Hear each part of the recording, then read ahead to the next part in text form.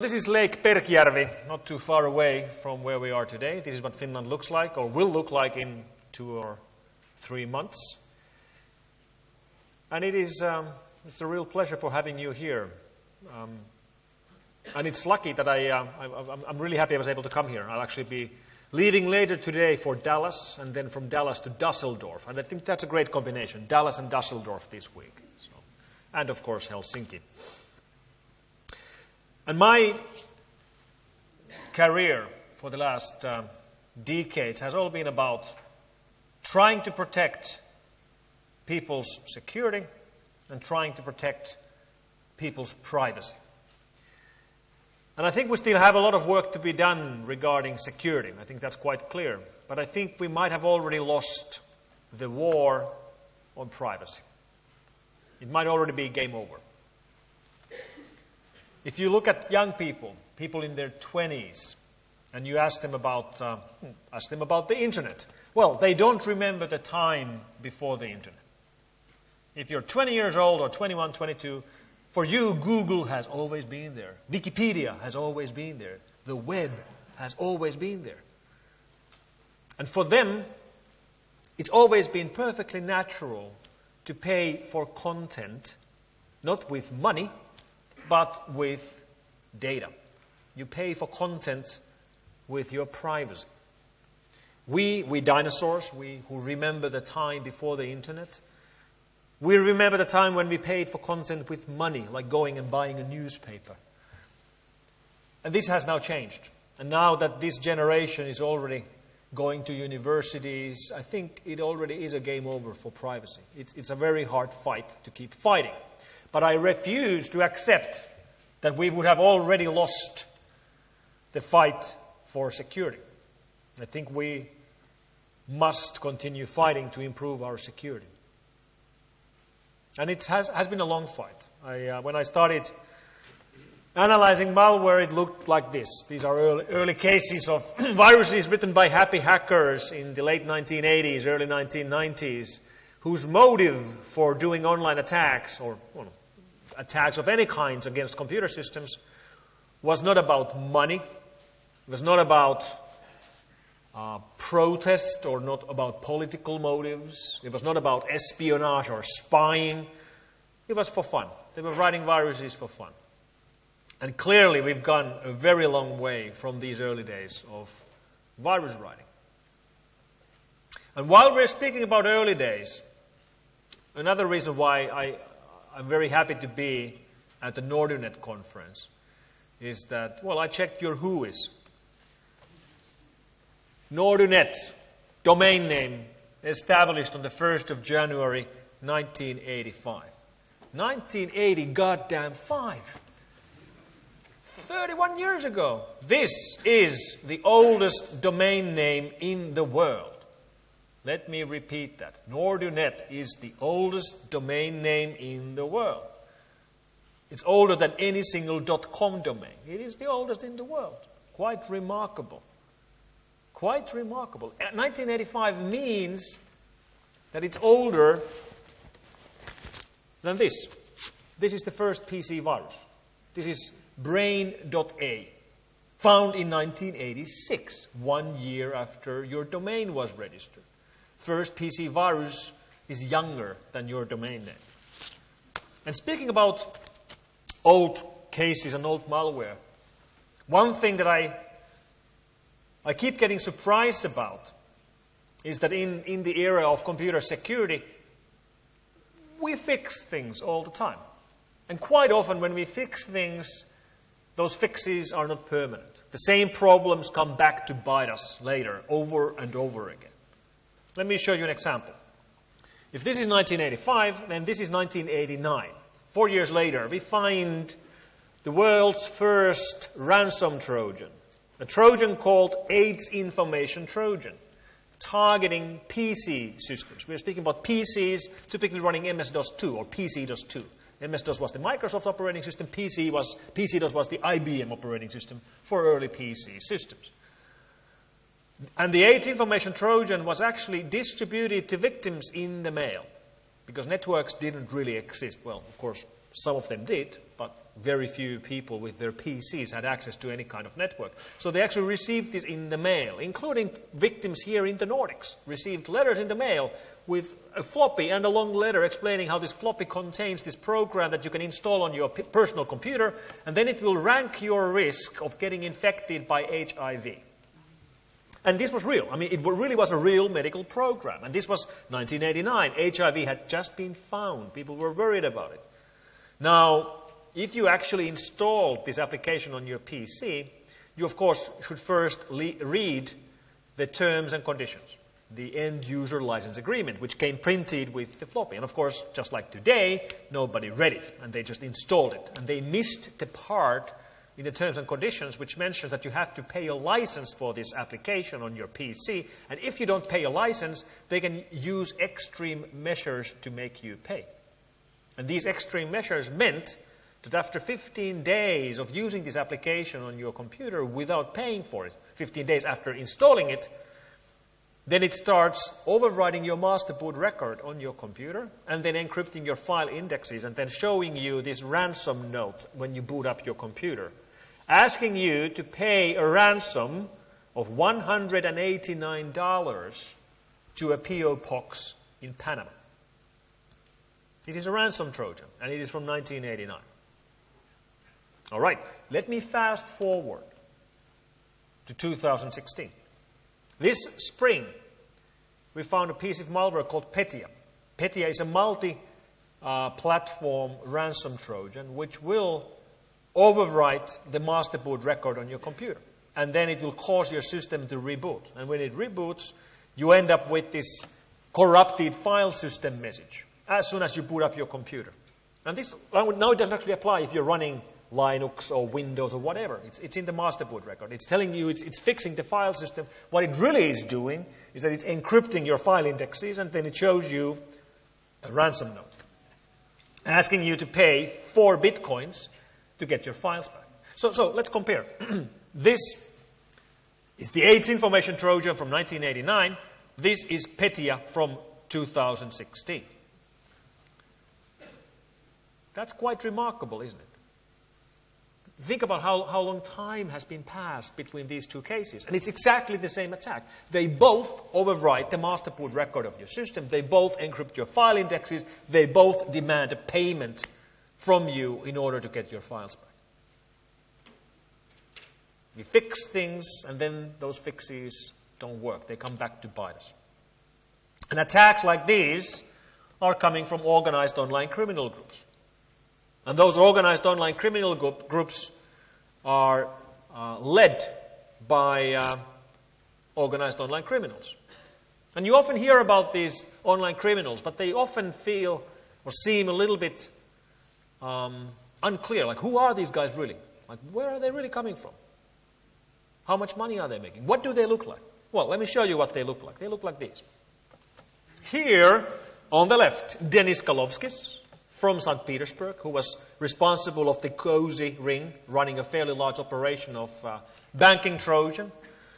In the center, much closer to home, this is Viljar Kivi, a dual citizen of Estonia and Finland, was in charge of the so-called Perintäpalvelut scam, targeting lots of victims here in Finland.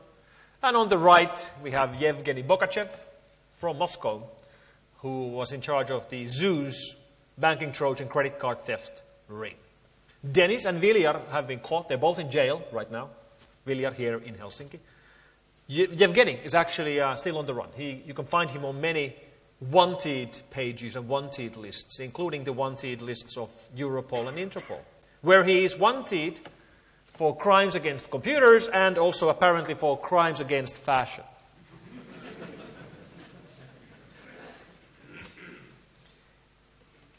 And these organized crime groups operate fairly openly. I mean, they do their business in the Tor hidden service.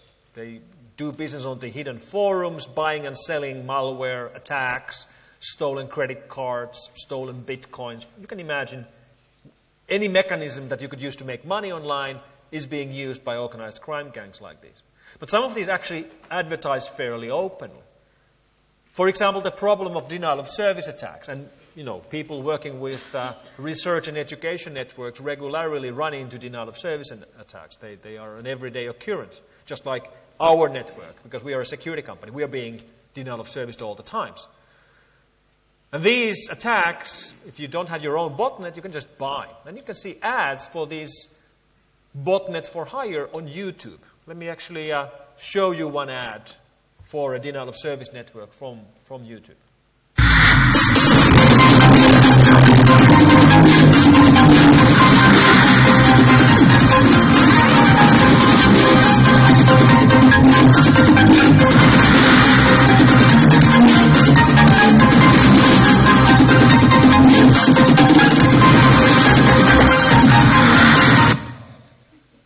Sorry about the loud music, but it is loud.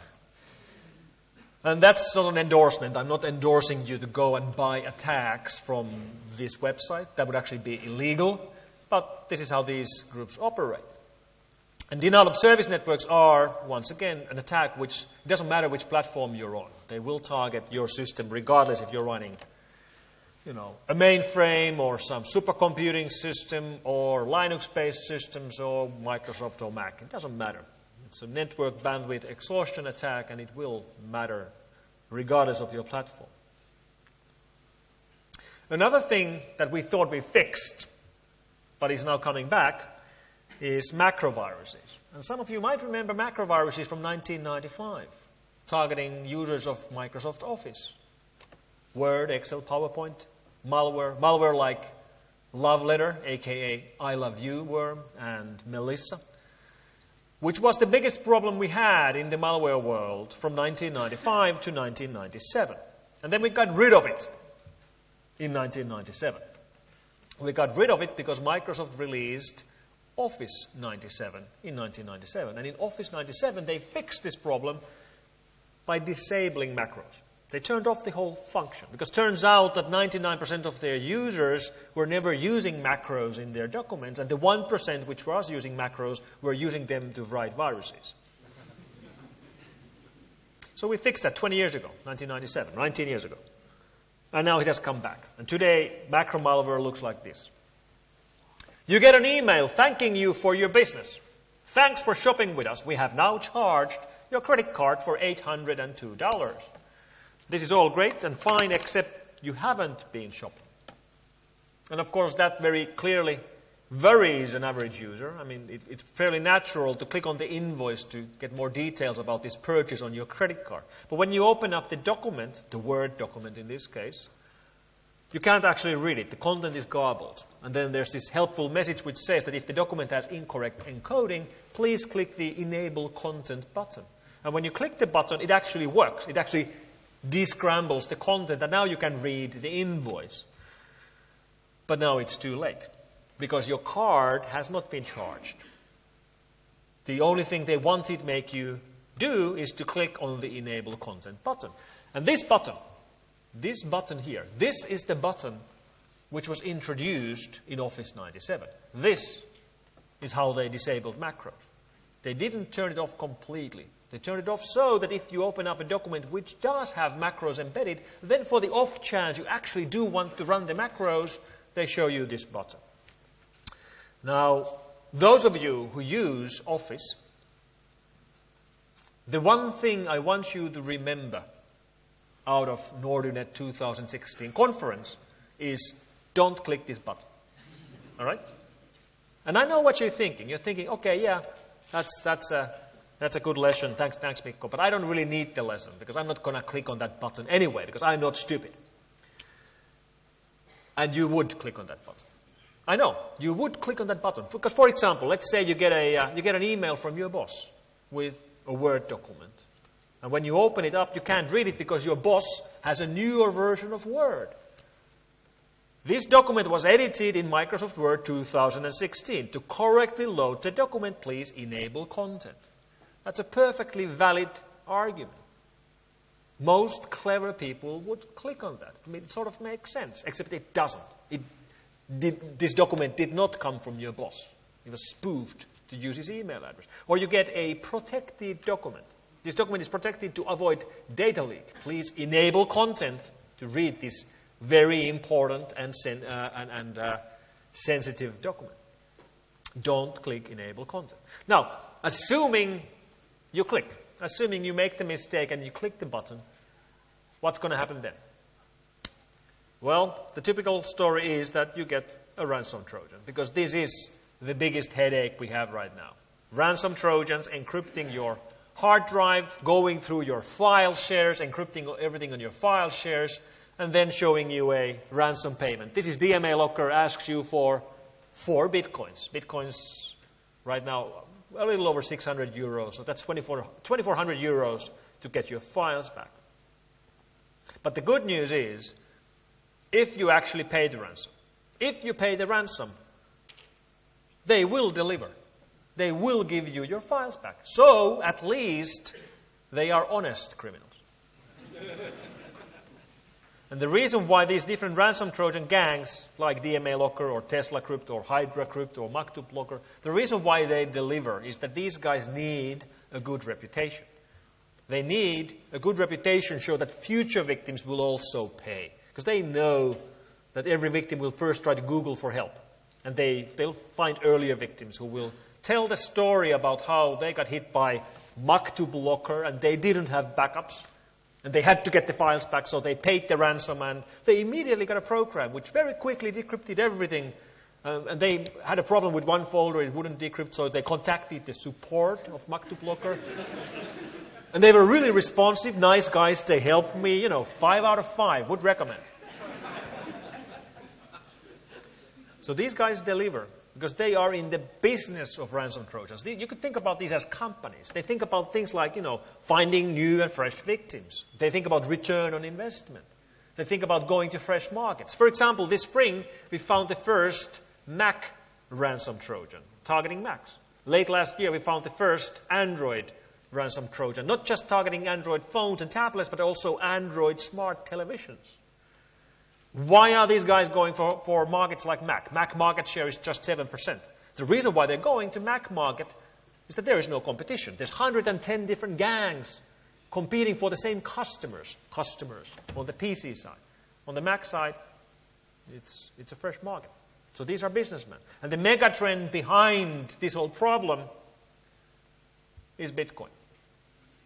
Bitcoin, which isn't good or bad, it's a tool.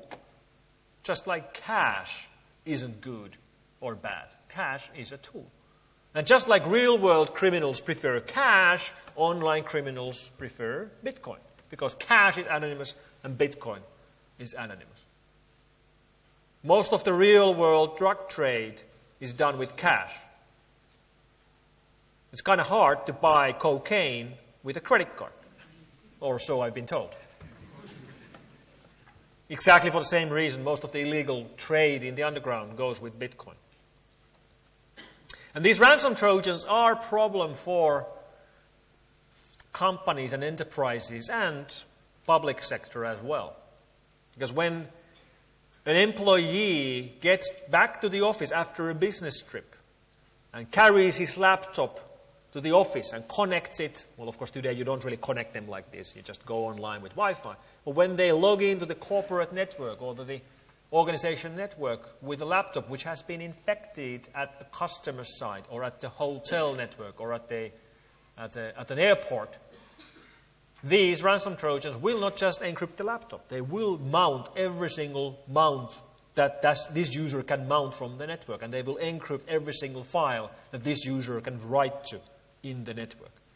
So if your environment has 70 shares, it's going to mount every single one of them. It's going to try to encrypt every single file the infected user can write to. It also goes after cloud storages. So let's say you have Dropbox.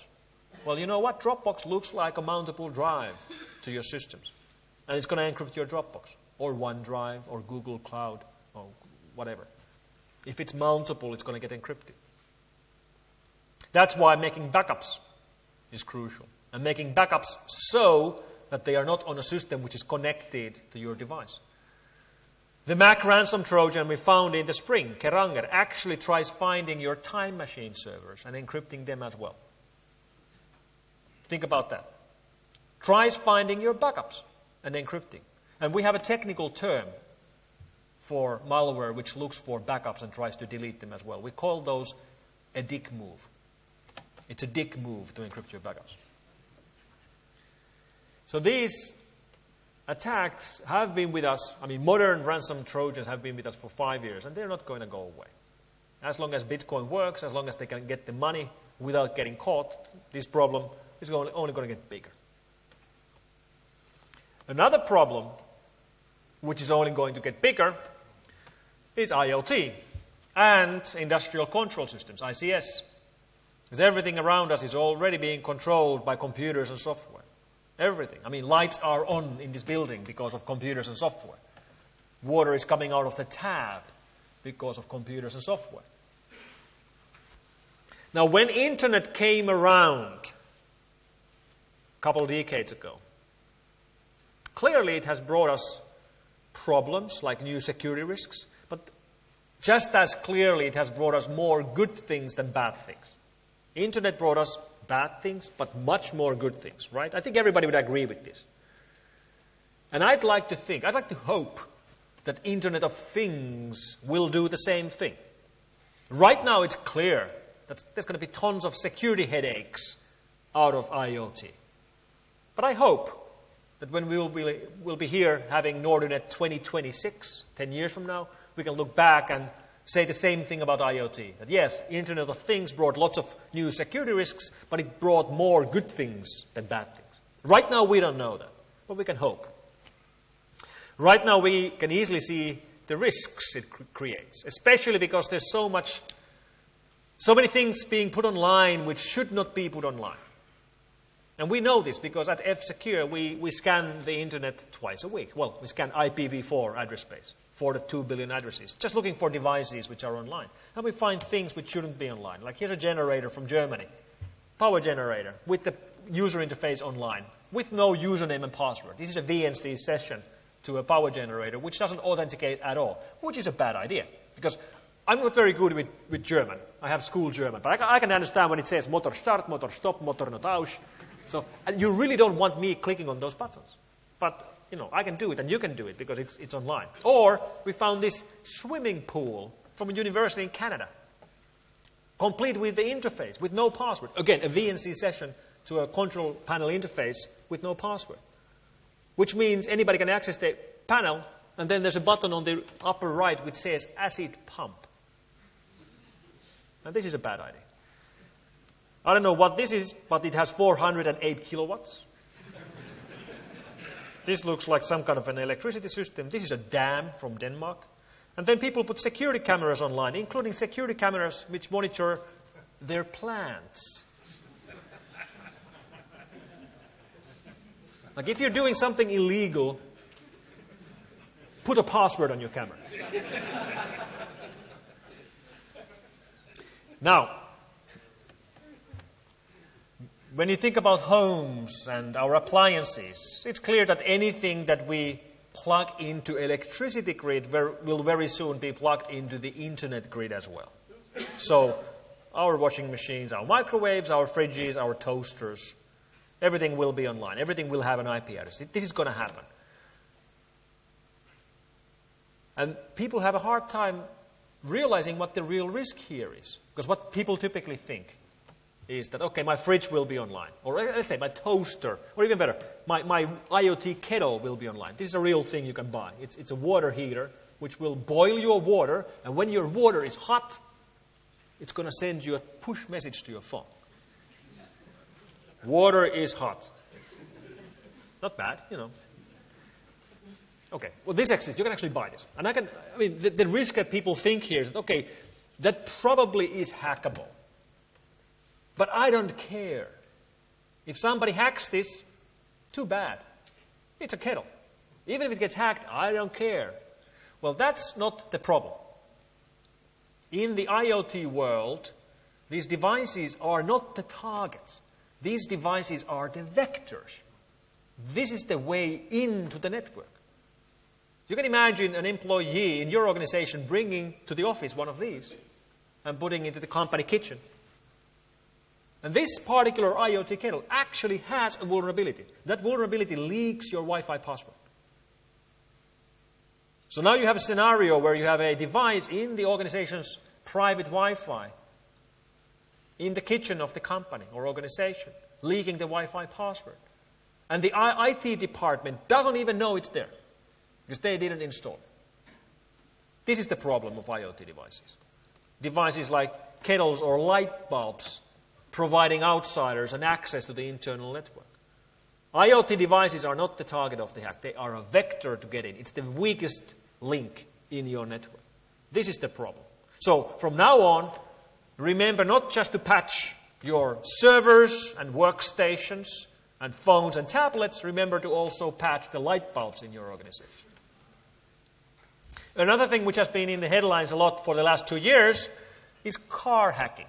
Hacking cars. And the typical scenario people have in their heads about hacking cars is that they're driving down the highway in their car and then an evil hacker suddenly disables the brakes and floors the gas and drives the car off the cliff, killing me. That's the scenario people have. And that's not going to happen. We shouldn't worry about that. Why? Because hackers are not interested in killing random people. It's also illegal to kill random people. I know this. I checked the law. It's illegal to kill people.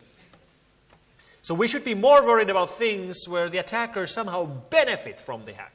So how could hackers benefit from hacking a car? Well, let me show you a security video of this Jeep, which is getting broken into at the parking lot. And the thief, when he gets in, he doesn't take out wires and start hot wiring the car. He takes out a MacBook. He takes out a goddamn MacBook. Connects his MacBook to the ODB channel in the car and starts hacking away. After 4 minutes, the car alarm, flashing right now, stops flashing. After 2 more minutes, he starts the car and drives away. This is the kind of car hacking we should be worried about. Because here they benefit. Right now cars are being stolen by breaking windows.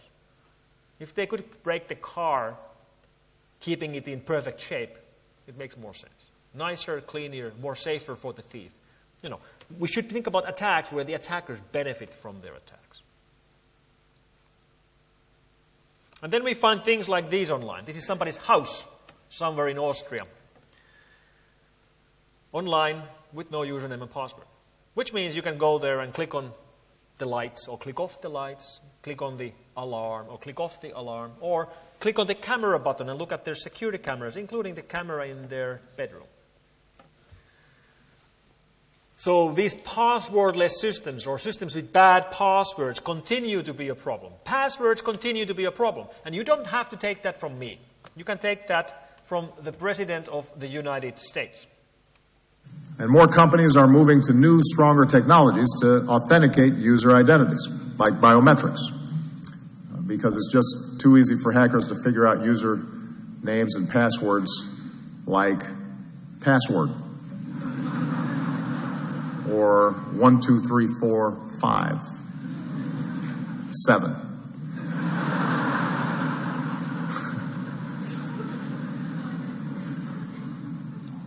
Those are some of my previous passwords.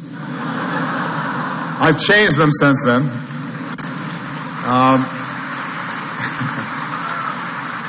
So we can put all the problems we have into 2 categories. We have vulnerabilities, like bugs in the programs which can be used to exploit the programs. And then we have the user error, like users doing stupid stuff. And we can try to fix the vulnerabilities by patching. But it's much harder to patch the user. And users will do stupid stuff. Stupid stuff like, posting pictures of their brand new credit card to Twitter.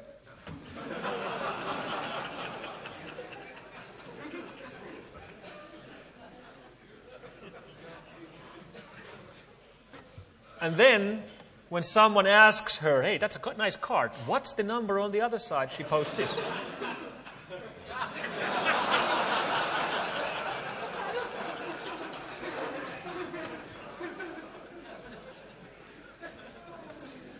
I quit.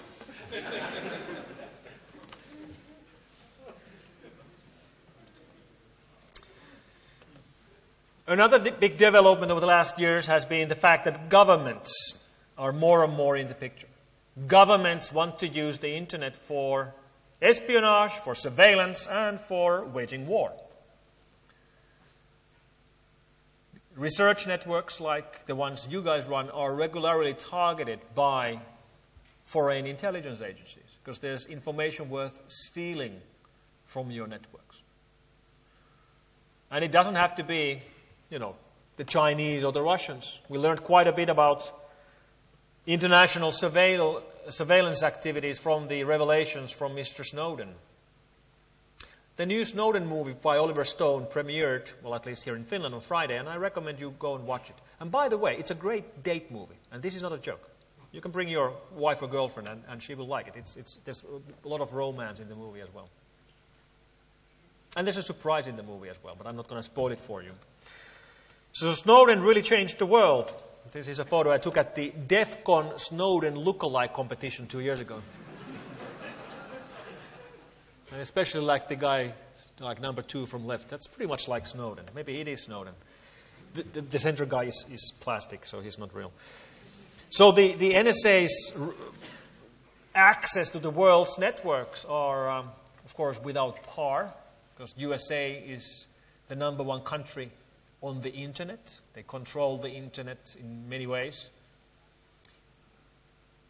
And we very typically think that, the people that NSA is really watching over or infiltrating are bad people, terrorists and North Koreans and people like that, But that's not the whole story. Some of the victims who get hacked by the NSA are guys like these. Let me actually play you a clip recorded by Der Spiegel in Germany, where they go and interview engineers, network engineers and administrators at a German company, at a German telecommunications company called Stellar.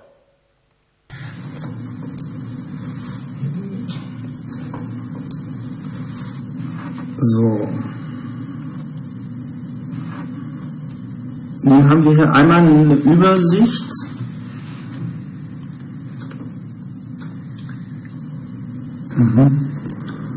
Liedkolonnen da oben, der ist noch ein Gott.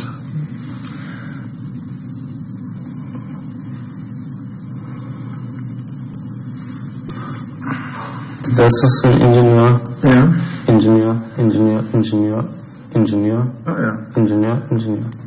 So, der Fokus soll liegen. That is the face of a man who has just realized that not only has his network been hacked, but he personally has been hacked. He sees his own email address on the list of the targets who have been breached by NSA and GCHQ. And this is in Germany. And this is not a criminal or a terrorist. This is a network admin. There's quite a few network admins in the audience.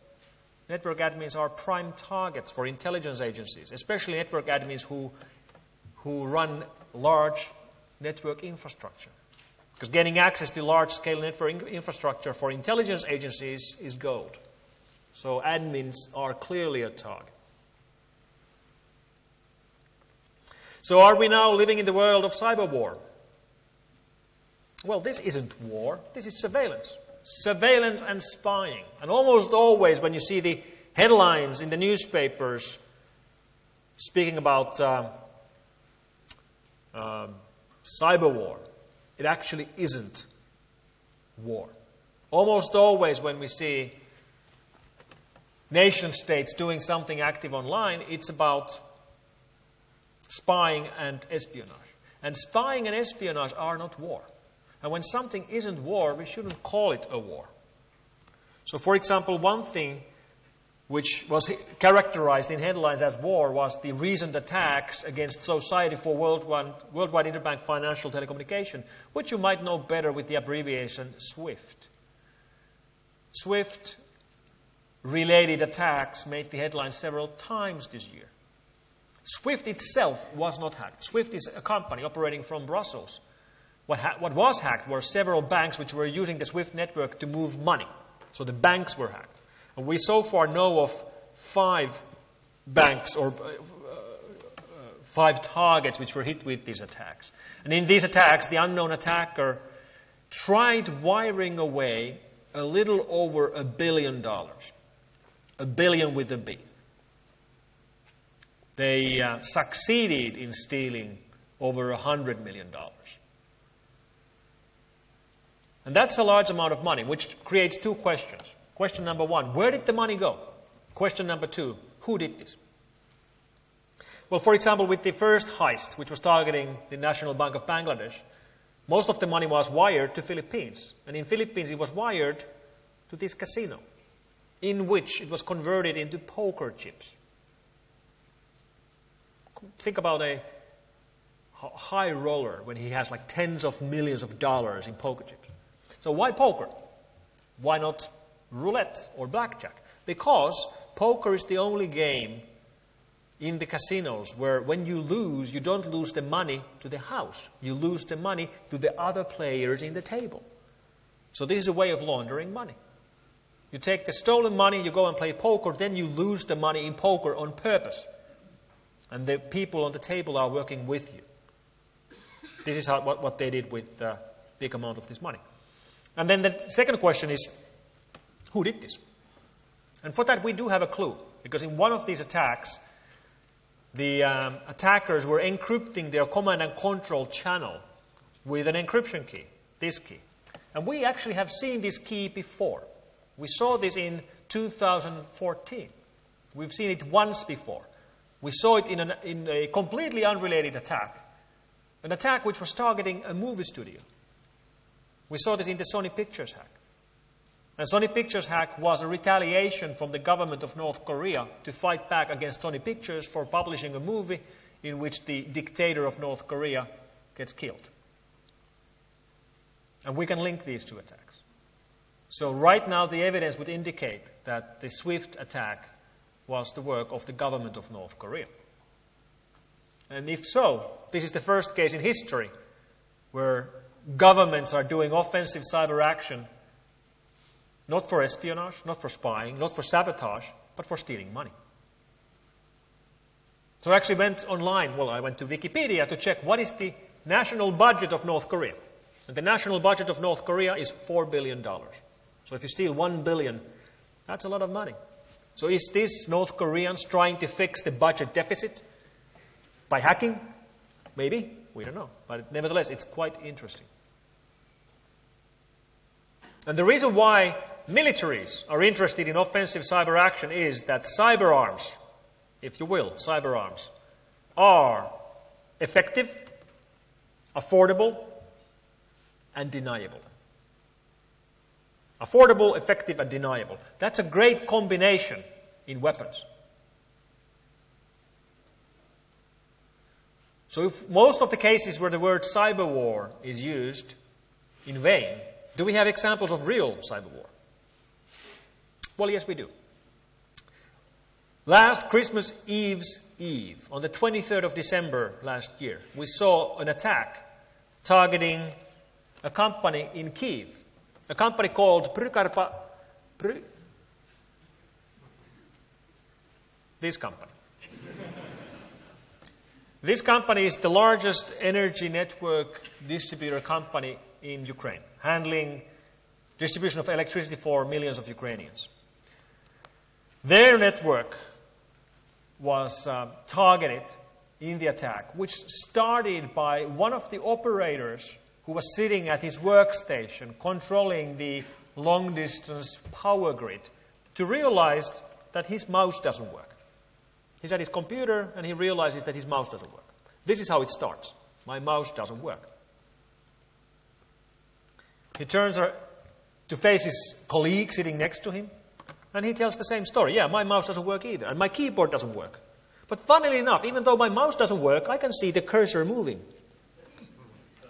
And this is a bad sign. So someone else had taken over the workstations of the operators. And now the operators themselves watch as this shadow operator starts turning off backup power from different parts of the country and then starts switching off the power in different parts of the grid until eventually the attacker turns off backup power from the building where the operators are and then turns off the power, leaving the operators themselves in the dark. This happened last December. Power was cut from 200,000 people in Ukraine in the middle of the winter. And the attack came from Russia. And Russia and Ukraine are at war. Well, the Russians don't call it a war, but when you take a piece of land by force from another country, what else can you call it? So I think this is what cyber war looks like. In this particular case, the power wasn't off forever. The power was actually returned during the same day. However, the operators could not use the network to do it because the attackers had overwritten the serial to Ethernet converters firmware with garbage, bricking the converters. So they had no longer remote control of the power grid. So they did get the power back on by physically going on location and using the relays manually to get the power back running. And we actually know how this attack started. This attack already started in October. It started by one of the operators in the office network receiving an email with an Excel spreadsheet. And that Excel spreadsheet told the operator in Ukrainian to please click on the Enable Content button. So if there's one thing I want you to remember out of NORDUnet 2016, it is please do not click the button. Thank you very much.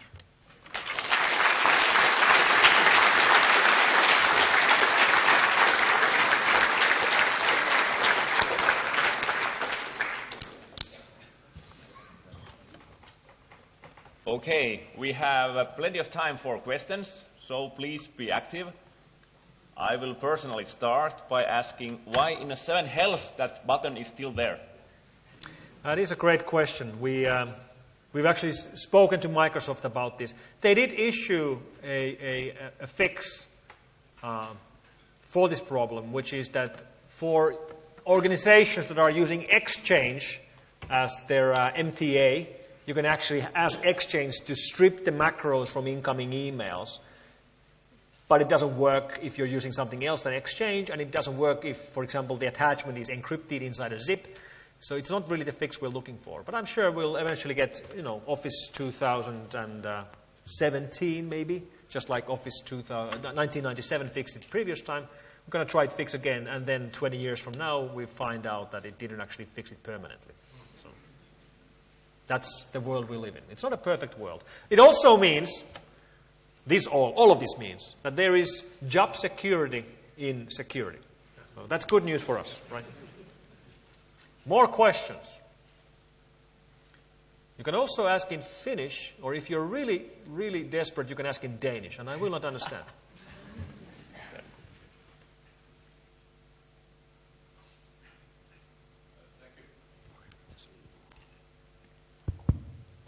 Thank you for a great talk. I just have a small sad example on your takeaway lesson, because I'm from the University of Helsinki, or actually the Helsinki Institute of Physics. So we have a new encrypted email service, and in order for it to work on all platforms that are in use, you get an unencrypted message with an URL, and click on this URL to get the encrypted message. Sorry about that. Yes, well, it's very hard to implement it across all platforms in any other way. If you think about mobile users and like all mobile platforms and all desktop platforms, we're like setting up ourselves for failure. And it's really surprising we still, in 2016, don't have encrypted email as default. It is quite surprising that we are still facing these problems. It reminds me of the everlasting problem of PKI. There are just things that we don't seem to be able to get working. But maybe we should look at the bright side. There's job security in security. More questions. Here in the front. The guy with the ponytail. Never trust a guy with the ponytail. That's my advice. Yeah. As a sysadmin or network admin, is there any possibility of detecting if you already have been professionally infiltrated in your network? What are the recommendations for that, to actually try to see your status? First of all, as a sysadmin, thank you for your work. Let's have a round. It's the toughest, most unappreciated job in the industry. So, and it's also very much a target, like we saw from the clip here.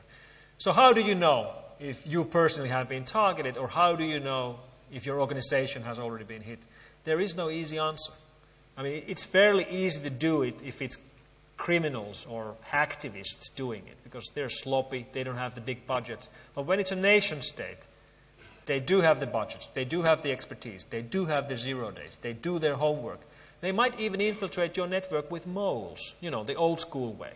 Probably not here in the Nordics, but when you go to different countries and larger networks, it's definitely possible that an intelligence agency think it's worth their while to have a mole work inside a critical network for a decade or two just to gain access to the system. So how do you do it? I don't have an answer for you. It's not an easy thing. There are things, and we actually have some white papers, and our consulting unit actually does do tests where we go and try to find things like these, but it isn't easy. And in a way we know this because we do pen tests ourselves. You can hire F-Secure to do a pen test in your organization. And by the way, a pen test doesn't mean testing pens. It means a penetration test. So you can actually hire us to break into your network. And then we will break into your network. It's almost disappointing, but our success rates with our network pen test so far is 100%. We've broken into every network we've tried. Our physical pen test, where you hire us to break physically into your offices, we're not 100% there. But with network, we are. So my advice to you, my answer to you is call us. More questions. We have one over there, the guy with no ponytail. Well, there is. He has one. Do you have a ponytail? God damn it.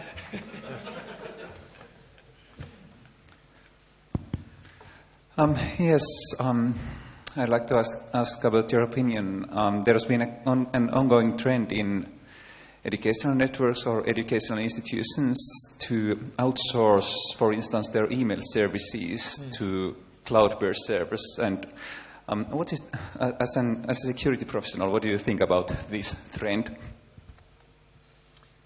Outsourcing your email platform to, let's say, Google or Microsoft will greatly increase, in general, will greatly increase your security, and it will greatly decrease your privacy. So it's a trade-off.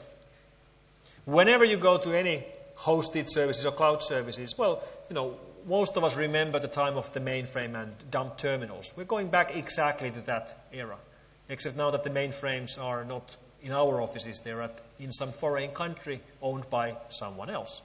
And when you move your data to cloud or your emails to cloud, they are no longer yours. It's no longer your data or your emails, which really underlines the fact that you have to trust your partner.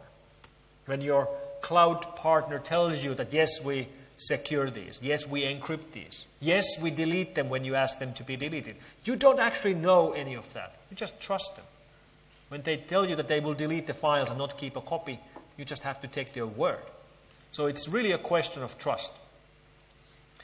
But these large providers like Google's and Microsoft and Amazon and so on, they take security very, very seriously. I know many of the security guys working for these companies, and they are world class. They put so much money into their security. Especially for companies like Google, they really, really do protect your information against anyone else except themselves. Right? Google doesn't want anyone else seeing your information, but they do want to see your information because that's how they monetize themselves. So you get better security. It's less likely that your information will be hacked by an outsider. But most of these services are in USA, and we Europeans have no rights when we use American services. US government or related agencies are perfectly fine to look at all of our data.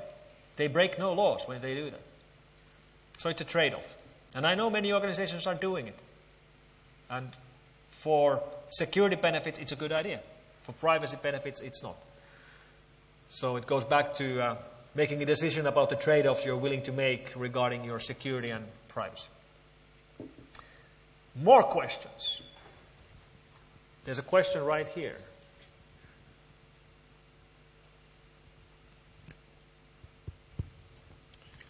Yes, you talked about ransomwares for computers, but have you seen any ransomwares for cars or houses, maybe? I hate the way you think. Who's this guy? Can we get him off the street? That's actually one of our forecasts, that this is going to happen. As I mentioned in the clip about car getting stolen, we really should be worrying about attacks against IoT devices where the attackers can benefit. If they're not using IoT as a vector to get into the network they want to get, or use it as a way of stealing physical things, then one thing they can do is the same thing as they do with ransomware. So lock your car, lock your device, and then ask for a payment. We haven't seen that. There's not a single case of that happening. The only exception are these smart televisions, and they only get targeted because many of them run Android, and Android ransom Trojans work on them. And by the way, Android ransom Trojans always lie to you.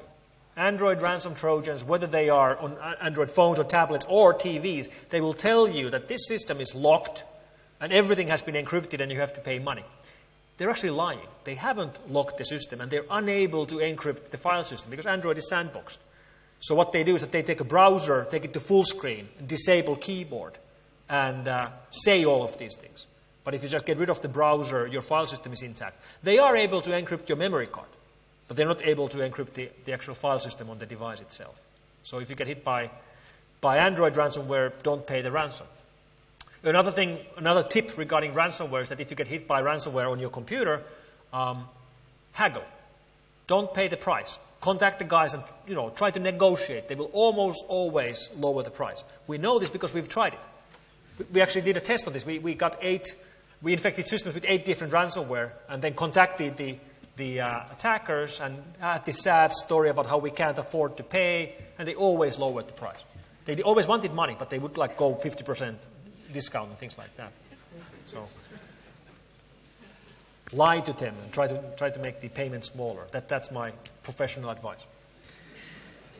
More questions. We take one more? Yeah.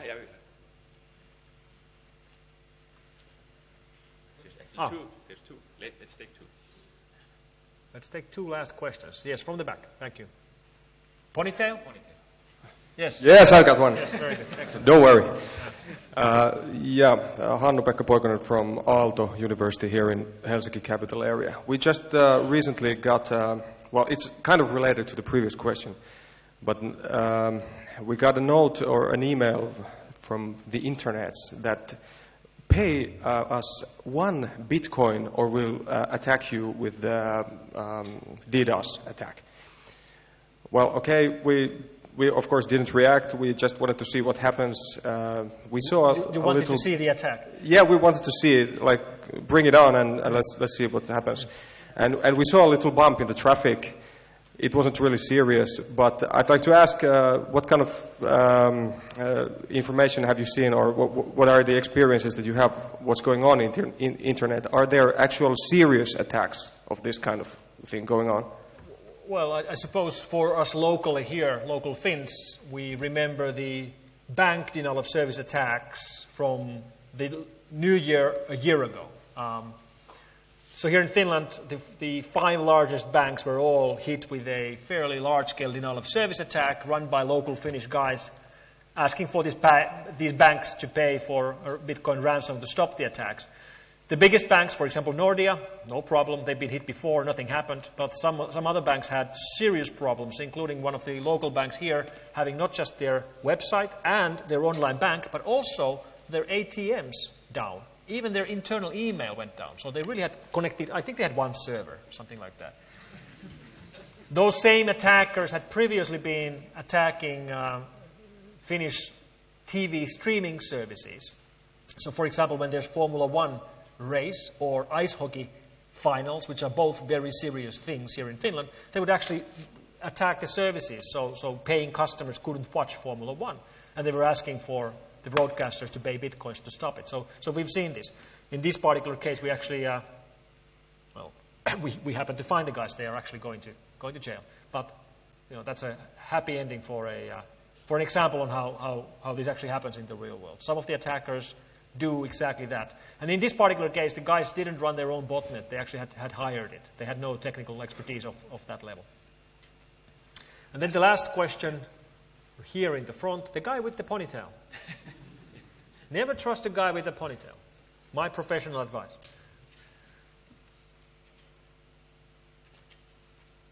Hey, Jukka Nousiainen, CSC, ponytail number 4. Good. How do you see the trends against attacks on the Internet core protocols themselves, like BGP?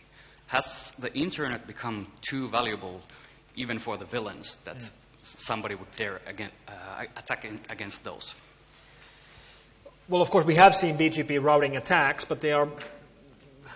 Well, there's a couple of examples where we believe they've actually done that to gain access to, for example, rerouting Google DNS for a while, things like that, which probably is linked to some larger attack, most likely nation-state attacks.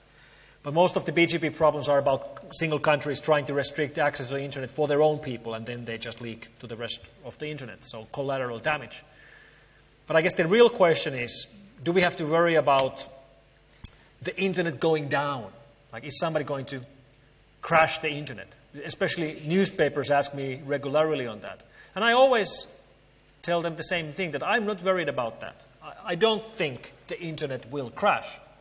And once again, it is about looking at the motives. Like, who would want to crash the Internet? Who would want to do it? Well, clearly it's doable. It can be done. But who would want to do it? ISIS. Okay, extremists. Well, yeah, maybe that's the only group that could do it, but they don't have the capability of doing it. And the reason why the Islamic State, despite of the things they want to do, can't do them, is that U.S. is doing drone strikes to kill their hackers. They've now done 2 drone strikes to kill ISIS hackers, one in August last year and one in December last year. And these were not collateral damage, they were targeting hackers, and which by just the notion is quite weird. Sounds like science fiction, U.S. Army used a drone strike to kill a hacker. Really? Well, it really happened. It has happened twice now. But for most other attackers, whether it's criminals or activists, hacktivists, or nation states, taking down the network is the least useful thing they can do. Keeping the Internet up and running and using it for spying or espionage, or even better, falsifying information, sending wrong information, much, much more useful than taking it down. So I don't really worry about Internet being crashed by any entity. And that's good news, and we end with good news. The Internet is not going to crash. Thank you very much.